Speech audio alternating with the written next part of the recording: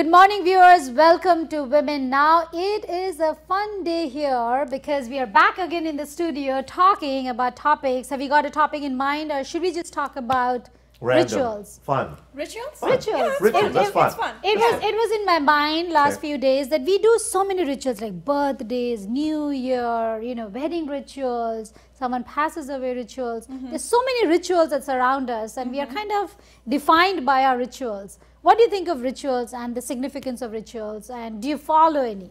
Well, first of all, what's a ritual?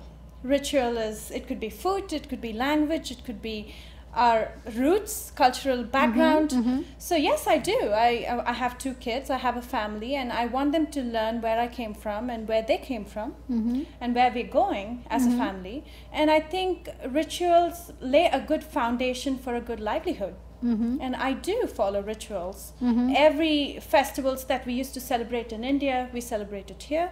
Of course, we combine it with the other festivities across the world because, it's you come across so many cultures here.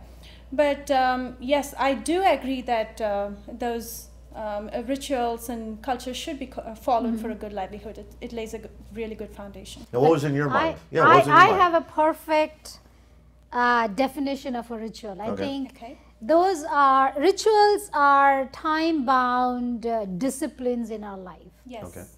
Because what happens, so we always want to time manage. So if there were no rituals and we had no boundaries, we would have an aimless life. Like, let's say birthday is a ritual, right?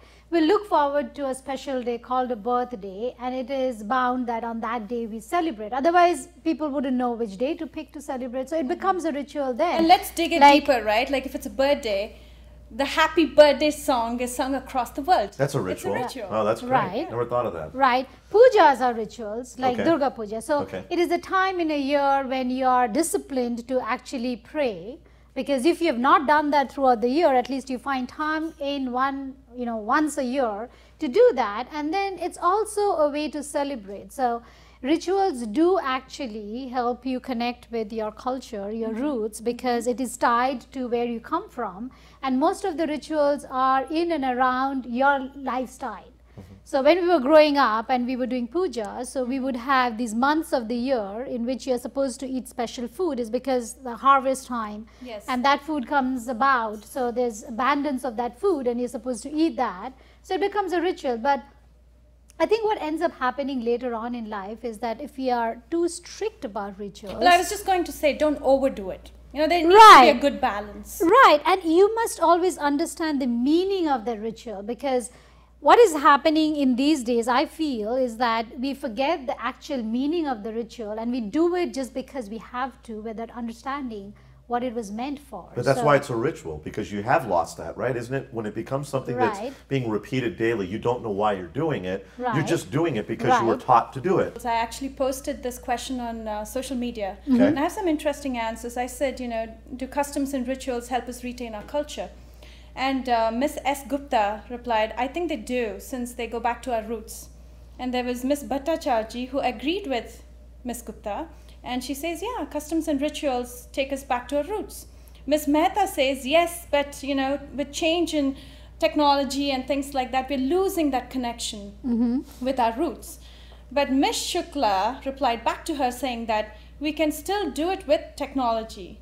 And she gives an example of using Skype to perform puja while their daughter or son is away at college. Oh, good Lord. So, and then there was Lara who said, yes, but the humans themselves, like cultures and the customs and rituals, should adopt change and evolve.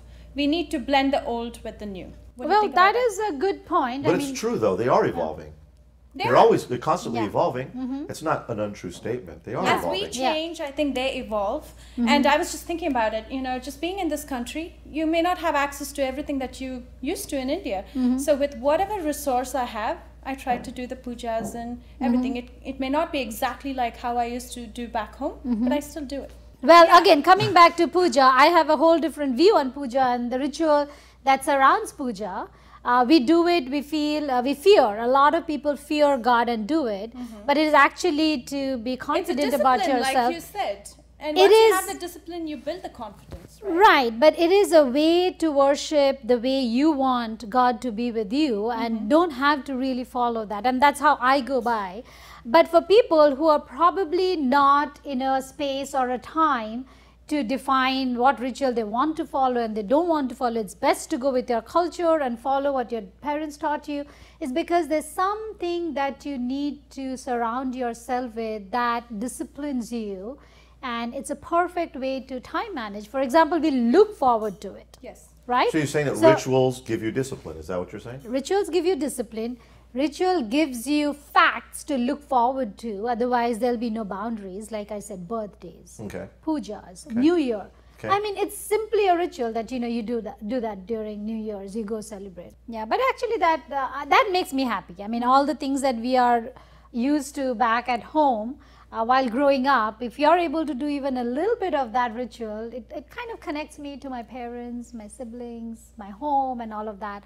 And I feel happy just doing it. But it's totally up to you whether you want to follow rituals or not. But if there's no force, I hate the force being imposed on somebody that you have to do it. I mean, and it should be done in this particular way. That is something that I don't like. But at the same time, we should all be independent enough to find our own ritual that we are comfortable with and do it and be happy with it. And like, don't forget my birthday, please. Oh yes, it's coming up soon, isn't it?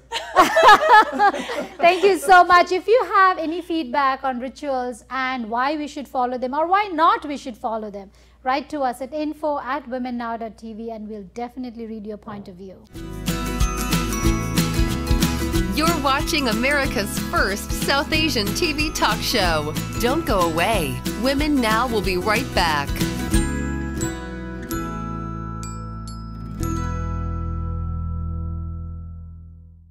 Welcome back, viewers. We have few phones here. We have a laptop. We have iPad. You know, my internet is not working in my house. It's because there are too many devices. Apparently, there are 18 devices connected to my router. But there's only 4 of you.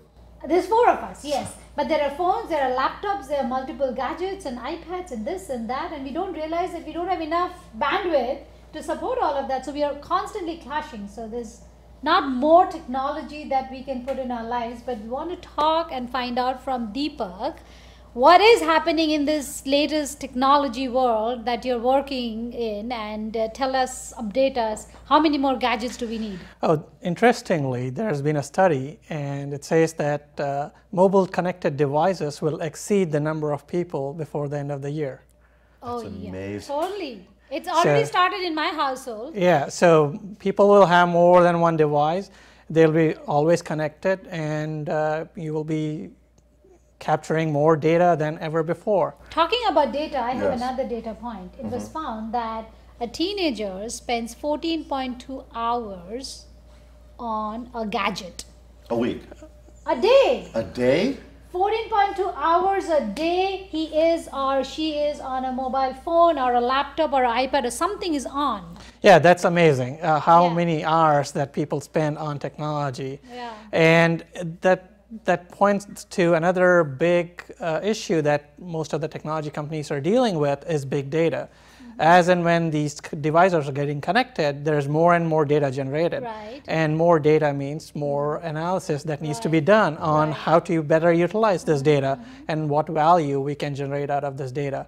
So we are generating more data every 2 days than what from the dawn of time to 2003. Every 2 days we are generating so much more data. Last year there was an interesting story from Target. I guess Target sent some coupons for baby coupons for diapers and cribs and stuff like that to a home where there was a teenage daughter. And the dad got really mad and went and complained to Target, "Why are you sending me this?" Little did dad know that his daughter was pregnant. So oh my God. So that is scary. That is information being generated and shared. So that is sharing of information. Sharing of information and analyzing, and how people and companies are going to take that information and market products and services which tailor to your needs or your behavior pattern. You've been following and I don't know much about this, the Google glasses and stuff like that. Where's that all going with virtual reality? And, you know, okay, I saw a video, an ad of the guy guy spinning his hand, and then there goes the internet right before his eyes, and he's going like this and moving stuff. Is that happening? Oh, absolutely. Wearable devices are definitely the future, and there may be an iWatch, or there are already wearable devices which monitor your health rate, your blood pressure. As and when it sees a whole lot of fluctuation, it sends data out. So there are a lot of cool stuff happening as in terms of wearable products. So tell us future. Let's fast forward and see the future. Yeah, wearable device is definitely the future. A lot of innovations in smartphones still is there, I think. There is a lot of TV. You're mobile, right? I mean, let's talk about mobile apps. Mobile apps are everywhere. So there's every company's, that's their game, essentially. That's how they build. Before, when computers started, it was the coolest app that sold PCs and computers. Now it's the coolest app on the phone that's selling the smartphones. And I think that's the future. The apps that kind of transform your life and how it benefits you. It started with games, and games are a great way to get people hooked on, and now smartphones are everywhere. So Deepak, we have so many mobile devices now, and you're working in that space. I think that's the fastest growing space in innovation and technology. Now tell us more about where this is heading to. Yeah, more apps and more useful apps, more apps that transform your daily life and how you can use it on a day-to-day basis. Instead of carrying around wallet, your wallet will be on your phone. And you can make payments, probably driver's license in a secure way, could be stored on your mobile phone. That becomes, mobile device will probably become the most important device that you would carry. Well, we totally appreciate you coming out. I mean, I'm actually excited to go shopping for some technology stuff after. Guys like that stuff especially. We like to go to Fry's and Best Buy and Amazon, wherever we can get gadgets. It's all about gadgets. The more what's your most favorite company? Dream company. Nothing in particular. Okay, that's a good answer. That's a good Don't want to be biased too, just one company. All right, okay, cool. Thank you so much. Thank you so much. You're watching America's first South Asian TV talk show. Don't go away. Women Now will be right back.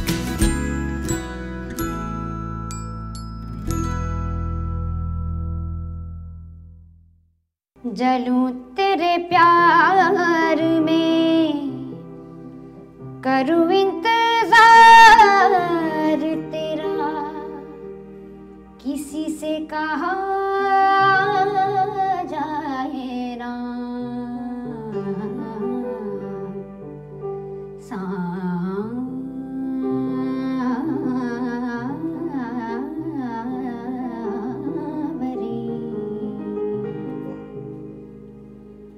तोरे बिन जिया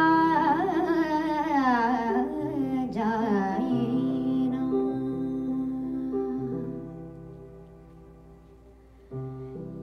याद तिहारी मोरा मन तड़पाए सारी रहना नींद से हारे याद तिहारी मोरा मन तड़पाए सारी रहना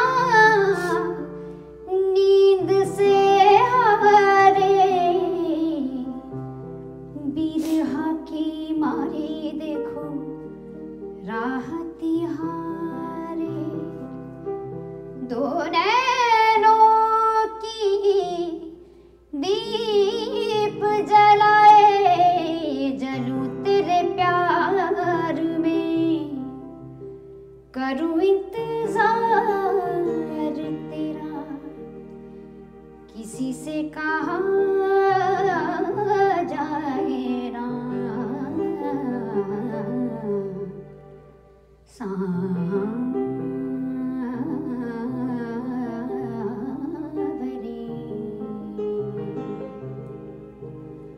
तोरे बिन जिया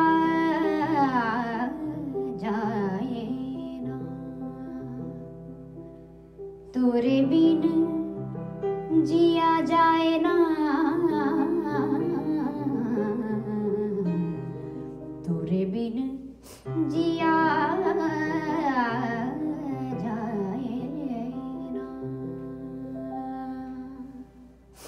Sniti, you got tears in my eyes. That was so nice, so profound. I mean, sitting next to you, it was mesmerizing. Thank you. It's a big compliment. Tell me, when did you start singing? I started learning when I was 12. When I was in 7th standard, I started learning Hindustani classical from Dr. Raghunath Sao. He is a disciple of Dr. Damodar Hota in Bhubaneswar, Odisha. What was the purpose when you started learning music? I just wanted to take music as my career from the beginning, and that's what my father always wanted me to be, actually. And so, because from my childhood, my father wanted me to learn Hindustani classical, and luckily I got a chance to learn this. So, but it was very difficult being in such a small town and dreaming to be in a superstar in music. So at that time it was very difficult for me. I could not apprehend this. But when I get a chance in Saregama, in 2010, I think I was doing my management at the time.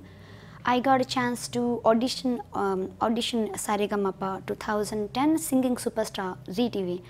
I think so. At that time, I just went because I thought that let's try the luck, and every time I go, and so this time also I tried thrice and I could not succeed that time. So this time, I mean, in 2010, I tried my luck there again.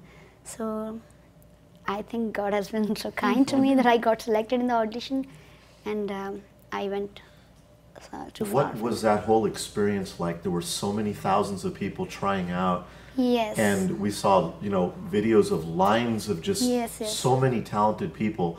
And how many people actually did they get selected then? What was the final number of people that got selected, you know, to be on the show? Actually, they select on a regional basis. Okay. Then we have to compete with the.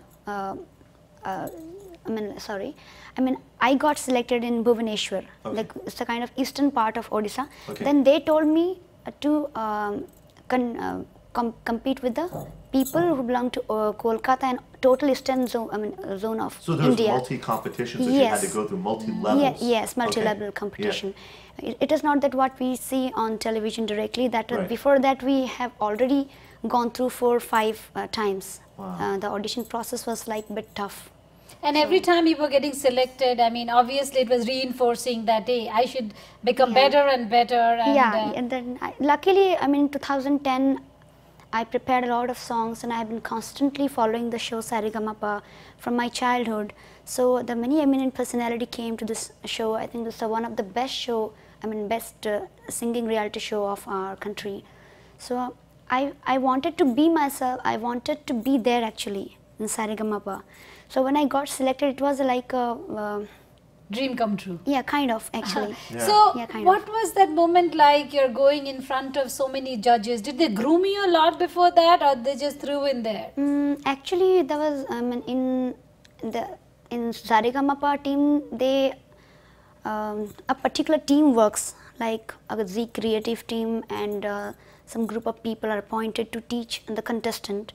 So the trainer of Saregama, they used to train us, and our mentors, they only guide us how to modulate your voice and which song you should sing on television. So that part our mentors used to do. But basically pitching correction and the small nuances of music, our musical trainer, they used to teach us. Now there are a lot of reality shows that are coming over here. What would your advice be to the people who are out there, should be competing and participating in the reality shows? Yeah, I think reality show is good to encash themselves to the world, encash their talent to the world. But it's good actually. It's good to audition for a reality show, because I am also a part of that. But to be a superstar, like we have Shankar Mahadevan with us, for that actually we need a lot of hard work. And so if at all we come through some kind of reality show, we should not give up our hard work actually. So we should keep doing hard work, and we should keep maintaining that balance in music. So we should not keep ourselves so busy in doing a lot more shows and we should not be so because reality materialistic. show is a part of what you really want to achieve, which is to unite with music and be a singer or a superstar. So obviously you have lived that life and you're very down to earth, and that's why I think you have this beautiful nightingale voice. We can't leave you without some more songs from you. Yeah, sure.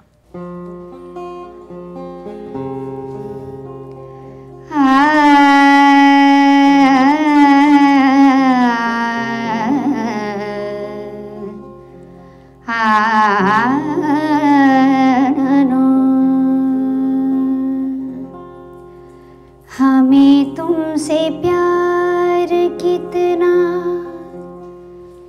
ये हम नहीं जानते, मगर जी नहीं सकते तुम्हारे बिना। हमें तुमसे प्यार कितना, हमें तुमसे प्यार कितना ये हम नहीं जानते, मगर जी नहीं